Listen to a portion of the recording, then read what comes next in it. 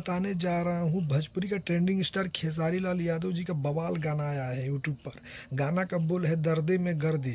यह गाना खेसारी लाल यादव और करिश्मा कक्कर दोनों मिल करके गाए हैं। बवाल गाना है। ग्लोबल म्यूजिक जंक्शन चैनल के द्वारा यह गाना को रिलीज किया गया है। आप लोग सुनिए और ज़्यादा से ज़्यादा दुलार प्यार दीजिए। खेसारी लाल यादव का गाना महज 2 दिन में 1 मिलियन व्यू क्रॉस कर गया है और लाइक तो लाखों में भर के आए हैं। लाइक और कमेंट भी भर भर के मिल रहे हैं। और यह गाना को लिखे हैं अजय बच्चन, आर्य शर्मा, जीतू शर्मा, इन सभी को मिल करके यह गाना को लिखे हैं और सजाए हैं। बवाल गाना है।